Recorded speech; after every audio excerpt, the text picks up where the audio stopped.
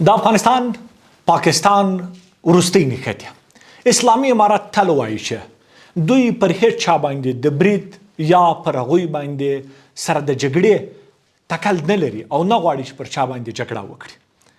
اسلامي امارت دا هم وایي چې هیڅ چاته اجازه نه ورکوي چې د افغانستان خاوره د نورو پر ضد باندې وکاروي او د دې ترڅنګ خو د خلکو دفاع د دوی مشروع حق دی او له خپلو هیوادوالو څخه به دفاع کوي.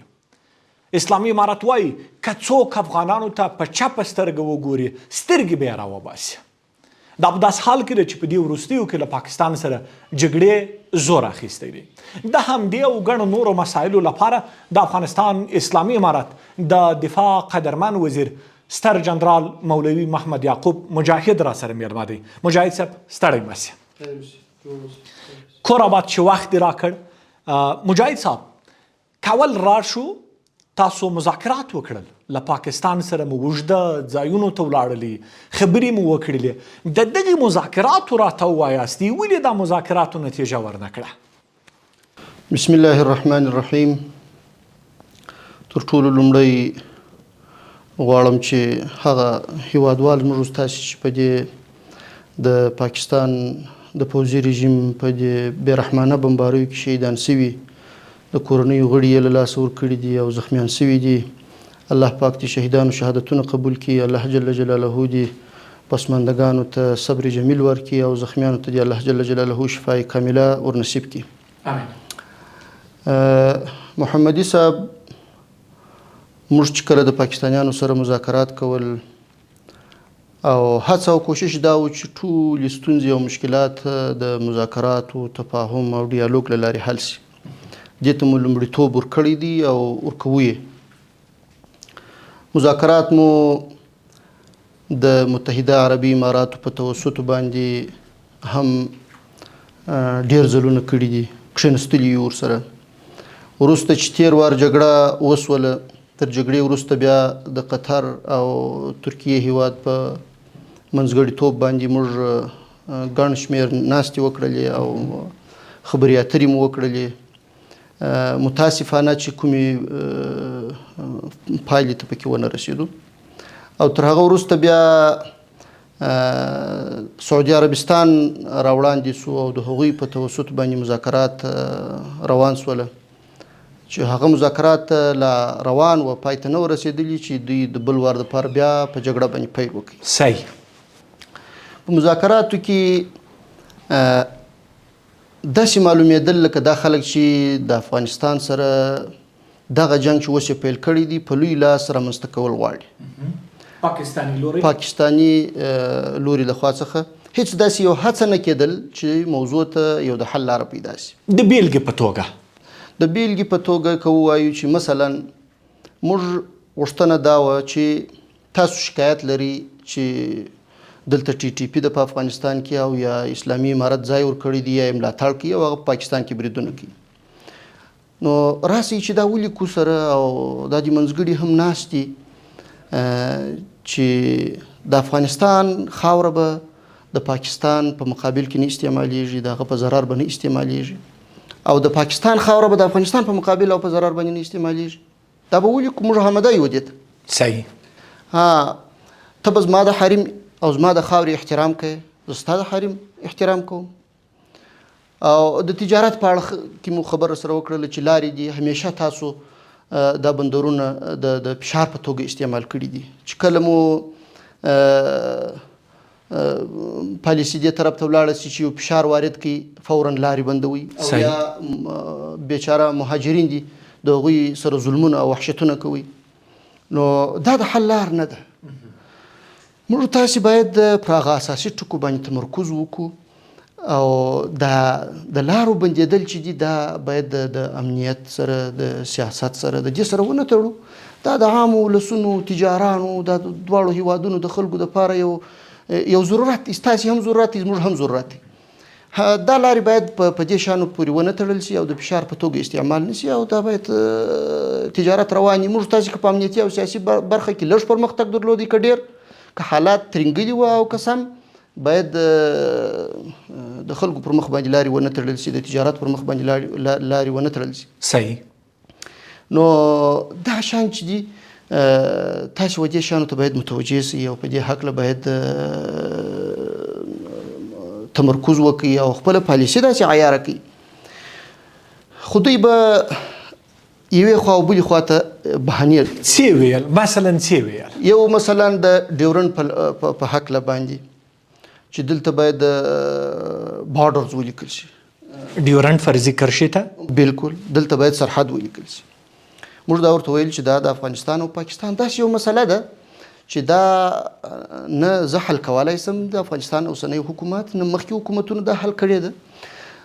راسئ چې جنجال نور ډیر نه کړو. دا موضوع وروسته پرېږدو، دا موضوع ملتونو ته پرېږدو. زما او ستا د جنجال، زما او ستا د اوسنیو ستونزو او مشکلاتو لامل ډیورنډ نه دی جوړ شوی. نو که چیرې ته غواړې چې واقعا کوم ځای چې په مطبوعاتو کې یا دنیا ته یا خپل ولس ته واضح کوې چې هغه د ټي ټي پي یا د نورو مخالفینو مسله ده، پر هغه باندې تمرکز وکړو. د دې په مثل باندې نور داسې بعضې مسائل چې دوی به راوړاندې کول چې مثلا تاسو به دا مهاجر چې دلته اوسیږي پر دې باندې به عملیات کوئ، داسې عملیات لکه دوی چې خپل طرف ته کړي دي داسې یو عملیات به کوئ چې نور که په دې کې خوش کېدل که هر څه کېدل. موږ ټول چې موږ مسلمانان یو، موږ نه غواړو چې د مسلمان وینه ناحقه توی کړو. او که ته ادعا لرې داسې خلک تا ته در معلوم وي چې په افغانستان کې یو ځای اوسیږي، ته یې موږ ته راوښیه چې دغه دی په پلاني ځای کې پلانی حساب یا پلانی حساب اوسیږي، زما مخالف دی، تا ځای ورکړی دی یا تا ملاتړ کړی. خو داسې بې ځایه یوې خوا او بلې خوا، یعنې د دوی اساسي درد ټي ټي پي نه و بلکې ډیورنډ و. اساسي درد یې د ډیورنډ دی. د ډیورنډ څخه علاوه نورې بعضې مسایل هم شته. صحیح. اوس به راسو چې مذاکراتو ته تاسو کاملا یو اوږده او ډېره ښه مفصله اشاره درلودله. جګړه څنګه پیل شوله؟ تاسو د جګړې د پیل څخه وړاندې 2 ورځې د پاکستان حتی جنگي اسیران ورخوشي کړل. جګړه څنګه پیل شوه؟ کله چې مذاکرات سعودي ته انتقال شول او د سعودي عربستان په توسط باندې موږ ناسته ودرلودله، تر هغه وروسته بیا یو متن باندې کار وسو چې په د متن د یو توافق په معنا باندې به وي چې دواړه لوري به خپل تعهدات کوي په دې کې. هغه توافق باندې هلته موږ نتیجې ته ونه رسېدلو په سعودي کې. د اختلاف ټکی څه شی؟ د اختلاف ټکی همدا چې ما مخکې اشاره وکړه، ډیورنډ مسله وه. یا مثلا ځینې داسې الفاظ استعمالول چې داسې ترهګر چې هغه د ملګرو ملتونو په تور لیست کې وي، نو تاسې به د دې ترهګرو په مقابل کې دغه کوي، اقدامات کوي. موږ ورته ویل چې د ترهګر کلمه چې ده دا خو یو تعریف سوې نه ده. بله خبره دا ده چې هر هیواد خپل مخالف ته د ترهګر او د تروریست اصطلاح کاروي. اوس چې ستا په اصطلاح څوک تروریست و، هغه ته به زه هم تروریست وایم.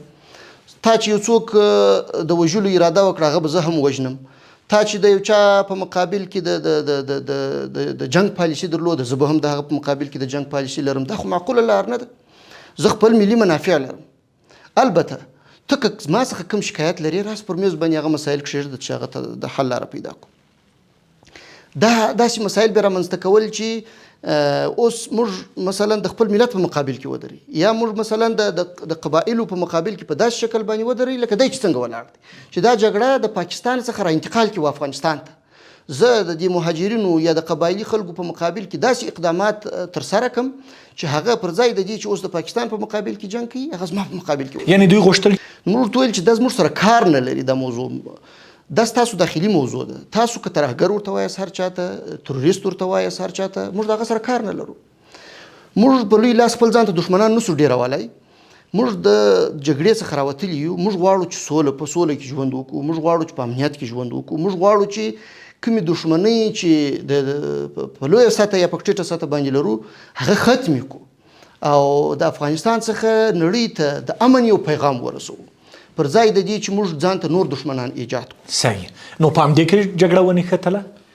کله چې دغه متن باندې تبادله کېدل، بعضې موارد به موږ ورته وویل چې دا مثلا قابل د اعتراض دي، دا باید په دغو الفاظو باندې نه، په دغو الفاظو باندې باید دا توري ولیکل سي. د دوی د خوا به دا پیشنهاد و.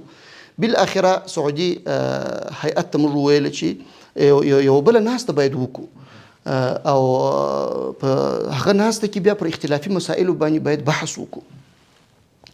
کله چې نو موږ غوښتنه دا وه چې هغه هیئت باید ستاسو یو هیئت دلته باید راشي سفر وکړي، زموږ هیئت هلته درشي سفر وکړي. نو دوی موافقه پر دې باندې وکړله چې زموږ هیئت به درشي. د دوی هیئت چې دی د استخباراتو د معاون په مشرۍ باندې چې د مذاکراتو دپاره دوی ټاکلی دي، وزارت دفاع او وزارت خارجې کسان هم ورسره دي، یو مشترک هیئت دی.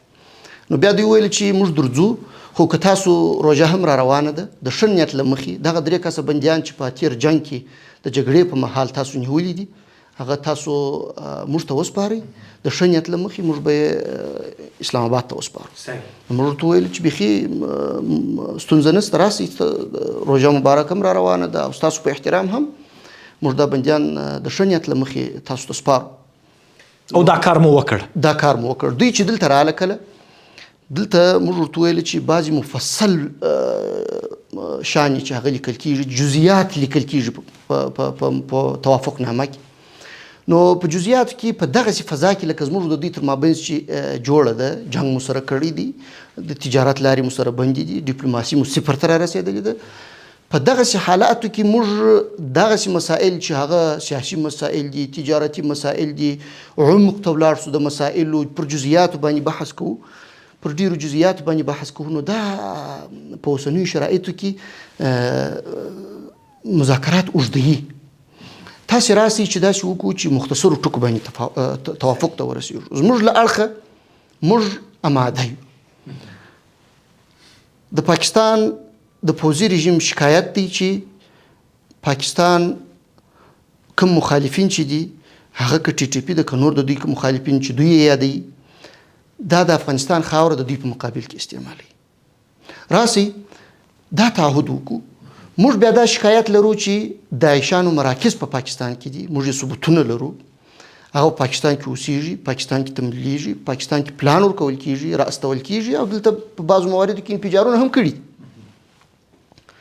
او د دې څخه علاوه نور ځینې داسې مخالفین چې د افغانستان د اوسني نظام سره په ټکر کې دي، موږ معلومات لرو، کره معلومات لرو چې دوی یې په انسجام بوخت دي او کوشش کوي، سفرونه کوي مختلفو هیوادونو ته او هغوی ته وایي چې تاسو راسئ پاکستان ته، موږ به تاسو ته دلته کمپونه درکو، موږ به تاسو ته اسلحې درکو، موږ به تاسو ته د جنگ ابزار درکو او تاسو به بیا د ډیورنډ کرښې په اوږدو کې په مختلفو ساحو کې افغانستان ته داخلوو او هلته به تاسو عملیات کوئ. دا پروژه باقاعده دا کار دوی روان کړی دي، دقیق معلومات شته. صحیح. نو موږ دا شکایت لرو. نو دا تفاهم به وکړو، دا توافق به وکړو، منځګړي دا دي د ناست دي د هغوی په مخ کې به یې وکړو او هغوی ته به د څار فرصت ورکړو چې دا وڅاري چې ستا خاوره به زما په مقابل کې نه استعمالیږي، زما خاوره به ستا په مقابل کې نه استعمالیږي. موږ د افغانستان اړخ په دې اړه آماده یو، د اوسه څخه موږ آماده یو دې ته چې دا تعهد وکړو او منځګړو ته به وګورو چې هغه به څار کوي او به ګورو چې دا بیا څه ثابتېږي. موږ د دې توافق څخه سرغړونکي ثابتېږو او که تاسو سرغړونکي ثابتېږي. د دې څخه علاوه زما د حریم احترام به کوې. ګوره د افغانستان د خاورې احترام به کوې. د افغانستان د خاورې بې احترامي هیڅکله افغانانو ته د منلو وړ نه ده او دا نشي زغملی. صحیح. او بله خبره دا ده په تجارتي لحاظ که تاسو اړتیا لرئ، واقعا ترانزیټ ته اړتیا لرئ، د افغانستان سره تجارت غواړئ، تجارتي لارې به خلاصې کړو او هیڅکله به د امنیتي او سیاسي مسایلو سره تجارت نه تړو او په دې اړه به خپله راشه درشه او کاروبار او تجارت روان کړو. دغه 3 مسایل هغه اساسي مسایل دي چې زموږ له اړخه کاملا زموږ پالیسي دا ده، په دې کې موږ موافق یو. تاسو د دوی موافقه راواخلئ چې ورباندې امضا وکړو.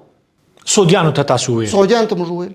سعودیان چې د دې ځای څخه ولاړه اسلام آباد ته، د اسلام آباد څخه ولاړه سعودي ته، بیا یې موږ ته یو ډېر ښه پیغام راواستوئ چې ستاسو د نیک نیت څخه موږ مننه کوو، ستاسو د زموږ د ښه کوربتوب څخه موږ مننه کوو چې تاسو ښه کوربتوب موږ وکړئ، ښه استقبال مو وکړئ، بندیان مو موږ ته وسپارل او ډېر یو مثبت پیغام مو موږ ته وسپارئ.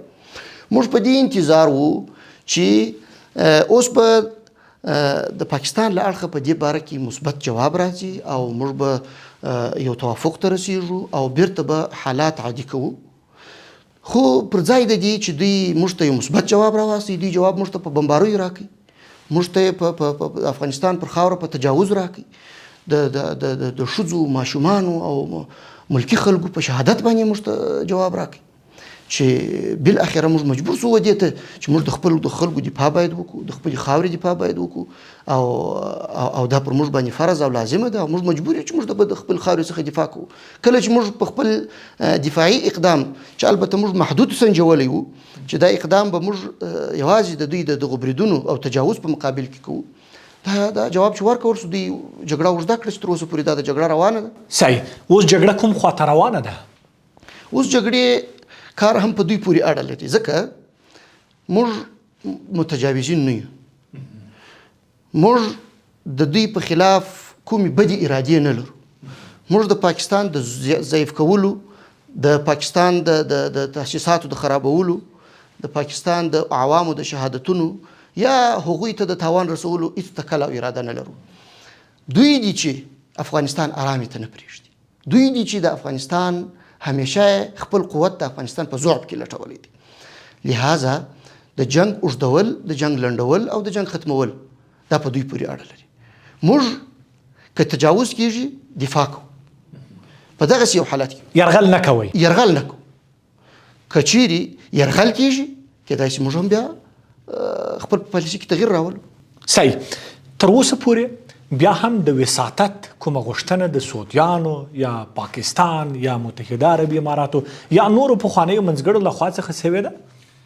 زموږ خارجه وزیر صاحب سره رابطې سوي دي د دې ټولو هیوادونو چې تاسو یادونه وکړه. همدا نن هم د قطر د بهرنیو چارو وزیر سره، د روسیې د بهرنیو چارو وزیر سره، تر هغه مخکې د ازبکستان سره او مختلفو هیوادو سره خارجه وزیرانو سره رابطې سوي دي. هغوی په مجموع کې یو د سولې او د امن پیغام راوړی دی.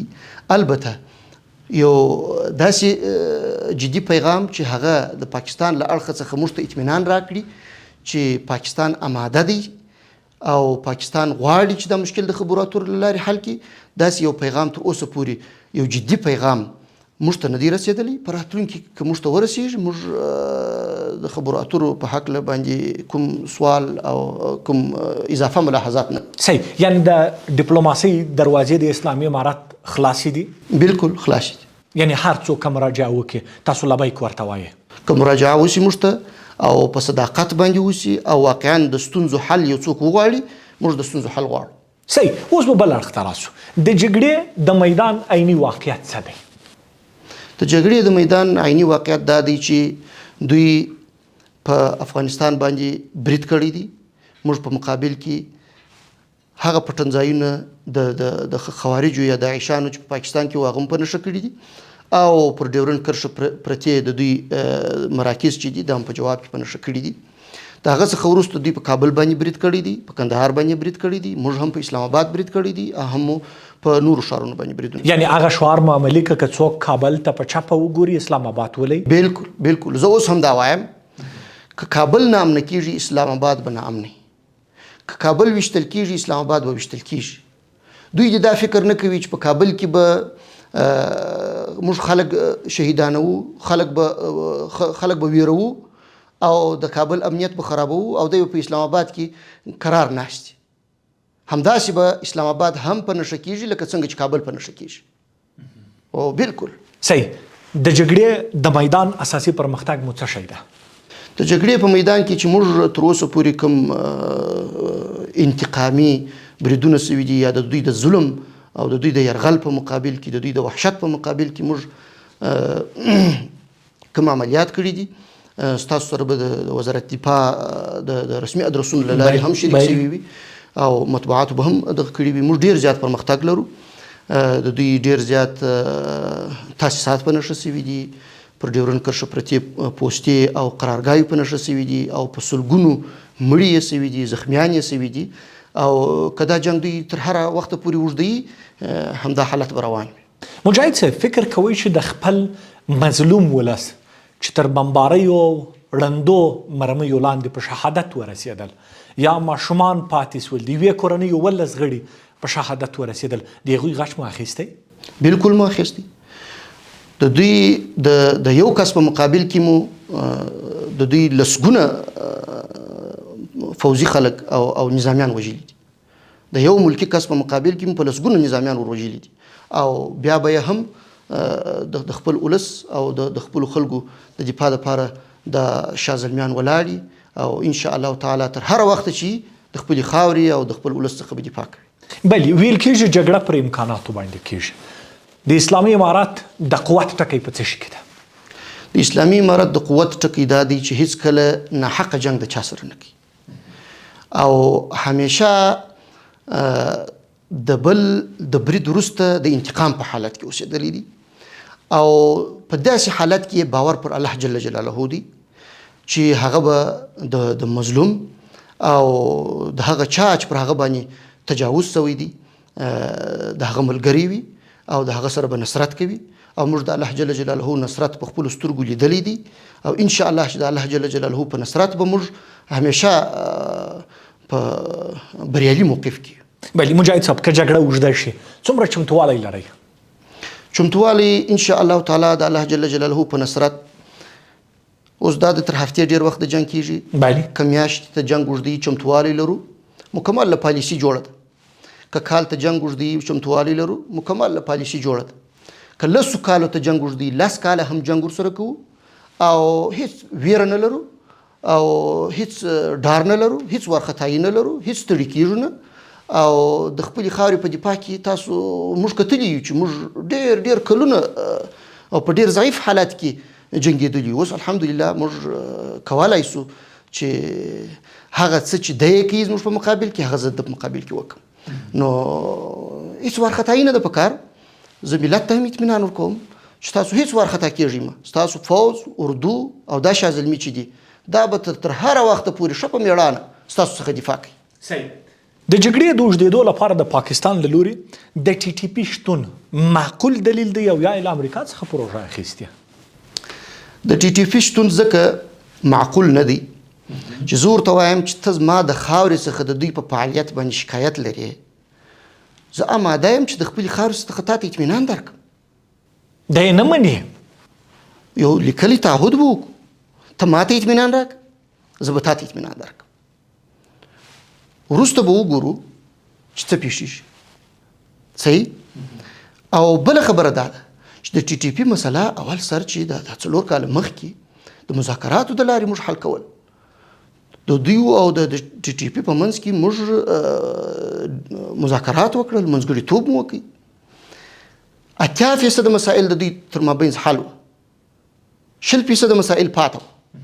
یو دم په رهبري کې تغیرات راغله، پالیسي کې تغییر شوه چې دا ترهګر دي، موږ د ترهګرو سره مذاکرات نه کوو. صحیح، د مذاکرات نور سره کوي، بله بدیله لار چې شته کنټرول.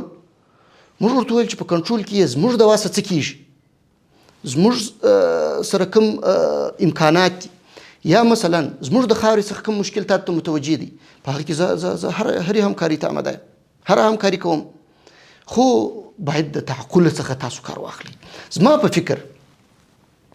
زما په فکر دوی امریکایانو ته د یو کال په جریان کې څو کارونه وکړل. یو دا وکړي چې خپل ملت ته د ټي ټي پي مسله دومره لویه کړه چې خپل ملت ته په دې باندې قناعت ورکړي چې سبا که زه د افغانستان سره جنګ کوم، ملت ته به دا وایم چې زه خو مظلوم یم، زه خو بیچاره یم، زه خو داسې په نښه کېږم، دلته خو پر ما باندې داسې حملې کېږي او دا د افغانستان څخه کېږي. نو به د خپل ملت ماته ووایي چې او بس ته په خپل دفاع کې جنګېږي، صحیح ده، زه ستا ملاتړ یم. صحیح.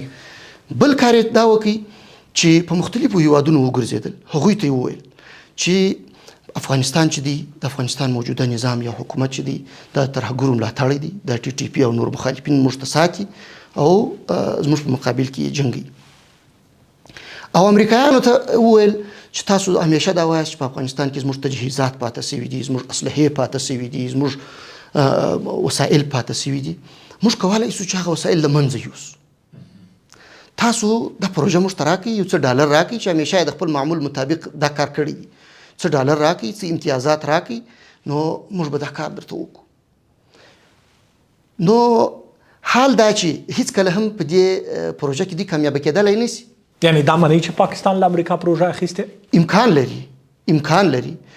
که څه هم امریکایانو سره چې موږ رابطه کړې ده، امریکایان دا خبره نه مني. امریکایان وایي چې موږ داسې نه دي کړي، خو دا چې د پټو دروازو تر شا، د پردو تر شا دوی د هغوی سره څه کړي دي، په دې اړه موږ معلومات روان دي. اساسي مشکل دا دی چې د پاکستان پالیسي دا ده البته د پاکستان د پوځي رژیم چې افغانستان کې باید یو کمزوري حکومت وي په افغانستان کې باید یو داسې حکومت وي چې هیڅ پوځي قوت ونه لري او اقتصاد یې همیشه د پاکستان پر بندرونو باندې تکیه ټول راشه درشه د کراچۍ د لارې وي او که چیرې بالفرض هر وخت پاکستان وغواړي د افغانستان پر ستوني لاس کښېږدي د فشار الې په توګه باندې افغانستان هر مسله د دوی سره ومني او په خارجي سیاست کې باید د پاکستان سره مشوره ولري نو دا اساسي ټکي دي دغه اساسي ټکو ته ستاسو ځواب څه دی د پاکستان دغه فکر او دغه خیال او دغه منطق ته ستاسو ځواب څه دی د افغانستان اسلامي امارت د دفاع وزیر په توګه زه به دا ووایم چې این خیال است و محال است و جنون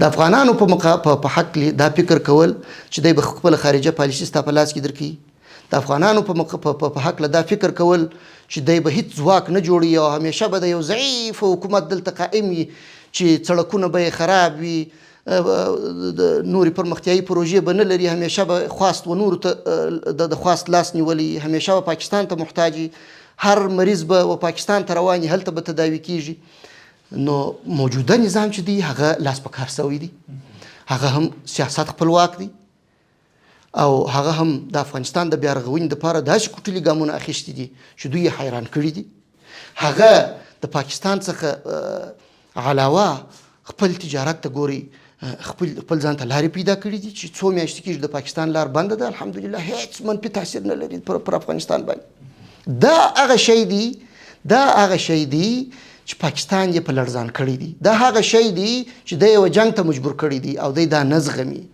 خو زه مشوره ورکوم چې ته خطا وتلی د افغانستان استقلال ومنه د افغانستان په خارجه پالیسي کې استقلال ومنه افغانستان آباد افغانستان د خپل ځان په خیر وبوله قوي افغانستان د خپل ځان په خیر وبوله پالیسي تغییر کړه په خپل دماغ کې د بدلون راوله هله به بیا ته د پاکستان ستا هیواد پاکستان به د افغانستان له اړخه څخه مطمئن هم اوسیږي او هیڅ کله به زموږ ستاسو تر مابین بیا جنجال هم نشي جوړ مجاهد صاحب ولې پاکستان له یو باثباته قوي پیاوړي پر ځان بسیا افغانستان څخه یاره لري تاسو ګورئ همیشه د پاکستان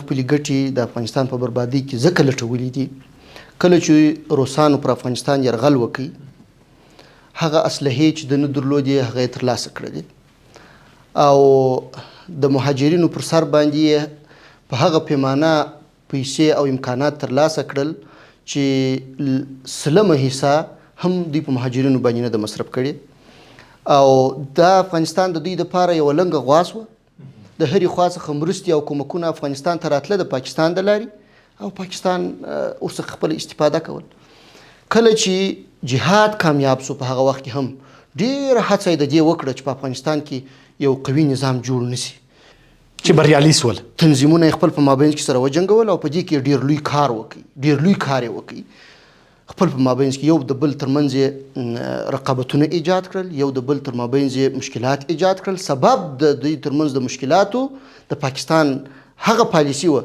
چې دا اوس هم موجوده ده تر هغه وروسته چې کله د دغو ناخوالو په مقابل کې اسلامي امارت راپورته سو بیا دوی دا ویره درلودله چې دلته به یو نظام جوړ سي دلته به یو خپلواک حکومت رامنځته سي او هغه تجارت چې د دوی د کلونه روانو د افغانستان د لارې بیا امریکا ته اډې ورکړل او د امریکا پروازونه د امریکا اکمالات ټول د 15913 بریده له پاکستان په افغانستان دا پر افغانستان سوي دي دې ته زمینه برابر کړل د امریکایانو څخه ډالر اخیستله خپل ژوند یې په دغه کې لټولی و چې دا امکانات د افغانستان پر سر باندې ترلاسه کړي او د دې اقتصاد برابر د دې اقتصاد وچلېږي اوس د هغه لنګه غوا چې دغه وچه سوې اوس دی حیران دی چې دوی څنګه وکولی سي چې بیرته د غوا شیدې وکړي نو زما او افغانانو ته مشوره دا ده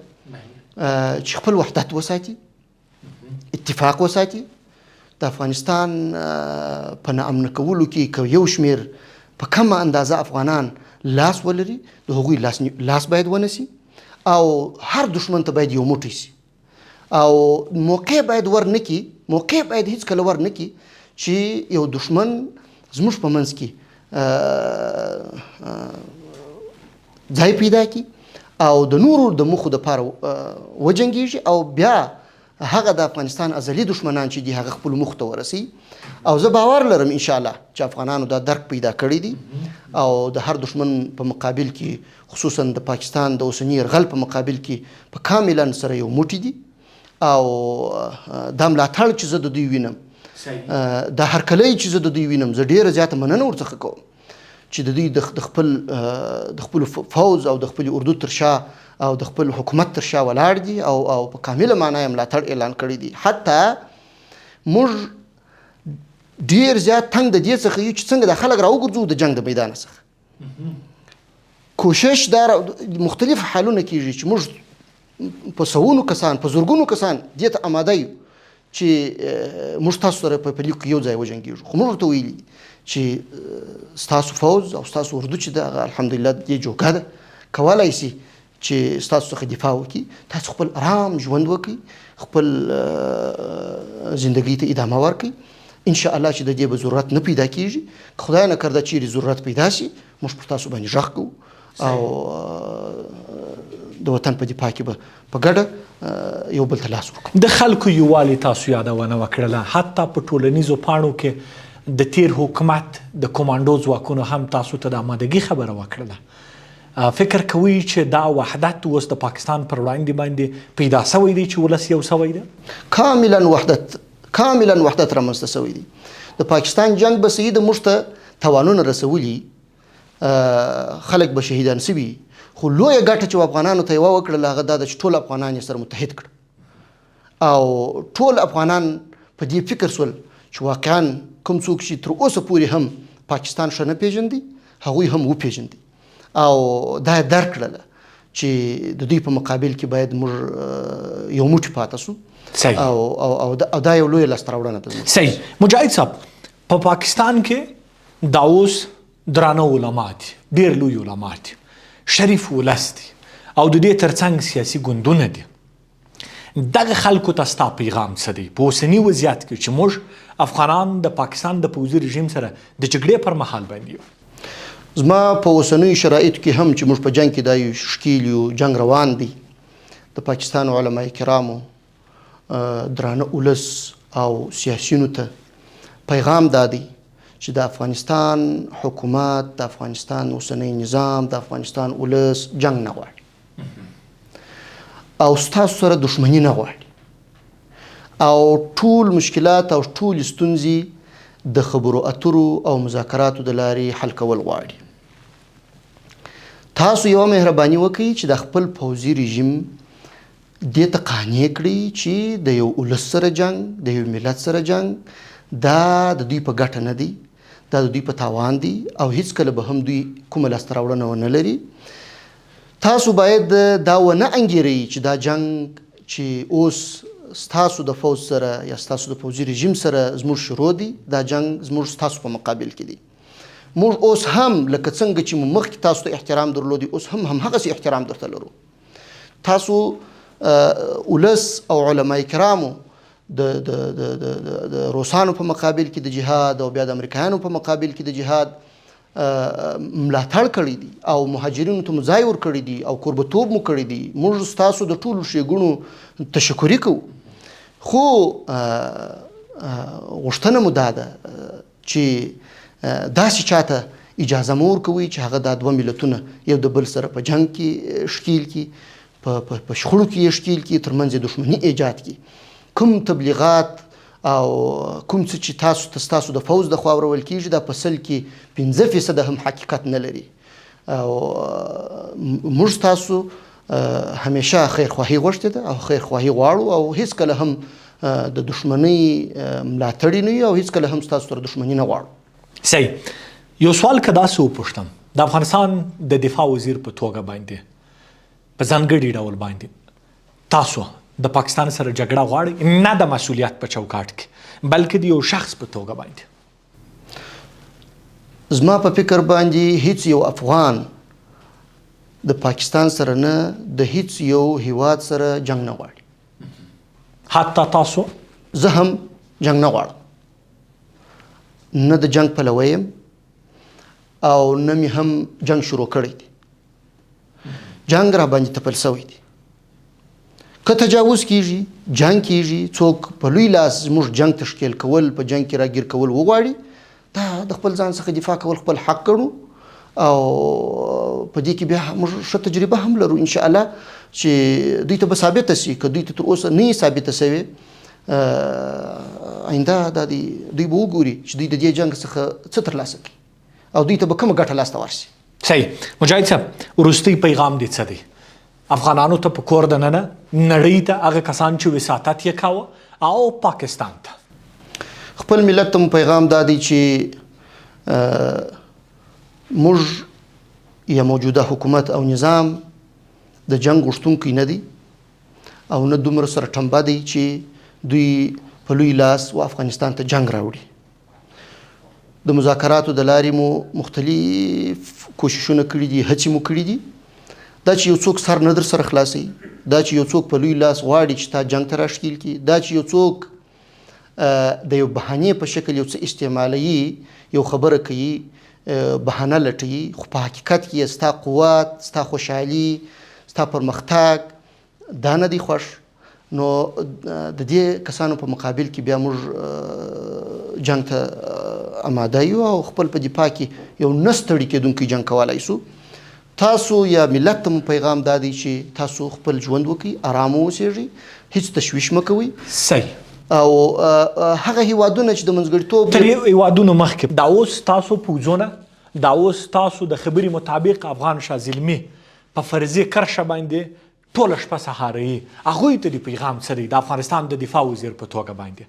هغوی ته پیغام دا دی چې موږ مخکې هم ورته ویلي دي، خپلو پوځونو ته پیغام دا دی چې هیڅ کله جنگ مه غواړئ او هیڅ کله د جنگ خواهش او تمنا مه لرئ او هیڅ کله پر چا باندې ټک مه کوئ. که څوک ټک در باندې کوي، که څوک جنگ در سره کوي، ښه په میړانه باندې دفاع وکړئ او بیا د جنگ په حالت کې ټولو اصولو ته د جنگ یا په بله معنا هغه انساني او اسلامي اصول چې دي هغه ته ژمن پاتې سي. مثلا د مړو بې احترامي باید هیڅ کله ونه سي، د زخمیانو بې احترامي باید هیڅ کله ونه سي، د بندیانو سره بد چلن هیڅ کله باید ونه سي او همیشه باید هغه حسنه اخلاق چې دي که په جنگي حالت کې موږ یو او که په غیر جنگي حالت کې یو هغو ته باید تاسو ژمن پاتې سئ او پر کرښه باندې چې تاسو موجود یاست او ګوته په ماشه یاست، خپل د مشرانو قومندې ته انتظار باسئ، د جذباتو څخه هیڅ کله کار مه اخلئ. نو یو باید بېځایه جذبات دا باید نه او دویمه خبره دا ده چې ویره، طرحه، مایوسي او خستګي باید نه. صحیح. اوس به راسو نړۍ ته پیغام څه دی یا هغه هیوادونو چې وساطت یې کړی دی؟ هغه هیوادونه چې وساطت یې کړی دی یا د نړۍ نورو هیوادونو ته ټولو ته پیغام دا دی چې موږ د جنګ غوښتونکي نه یو. موږ په مذاکراتو او په ډیالوګ باندې باور لرو. هره ستونزه د مذاکراتو له لارې حل کول غواړو. که څوک غواړي چې دغه مشکلات چې دا اوس موجود دي او یا د آینده د چا سره کم فکر موجود وي زموږ سره مذاکرات وکړي، ټولې ستونزې د مذاکراتو د لارې حل کړي. خصوصا پاکستان رژیم باید په دې باندې قانع کړي جنگ د حل لار نه دی، نو تاسو باید خبرې اترې وکړئ او هغه ستونزې او مشکلات چې تاسو یې د بهانې په شکل باندې استعمالوي هغه باید راوړاندې سي او په واقعیت پر میز باندې دا شی پیش کړي. نو دوی ته پیغام دا دی چې نه موږ جنگ شروع کړی دی، نه موږ د جنگ غوښتونکي یو، البته د خپلې دفاع دپاره نه ستړي کېدونکي جنگ ته او یو اوږدمهاله جګړې ته آماده یو. دا د پاکستان ته پیغام و. بالکل. کور دی آباد. د افغانستان ملي دفاع وزیر ښاغلی ستر جنرال مولوي محمد یعقوب مجاهد چې وخت راکړ، کور دی آباد. نړۍ مننه. ډېره مننه. کور مو ودان خیر اوسې. ستاسو رسنیو څخه هم ډېره مننه چې حقایق مو را برسېره کړي دي، واقعیتونه را څرګندوي، ولس ته واقعیت رسوي او د دې ملت او د دې هیواد ملاتړ کوي او ورباندې مین یاست او هڅه او کوشش کوي چې د یرغل په مقابل کې د خپل اړه څخه په خپلو امکاناتو په خپله موقف کې درېدلي یاست. ډېره مننه در څخه کوم. کور دې آباد. مننه. خیر اوسې. درنو لیدونکو، زموږ د نن شپې ځانګړې مرکه په همدې ځای پای ته ورسېدله. تر بیا مو په لوی څښتن تعالی سپارم.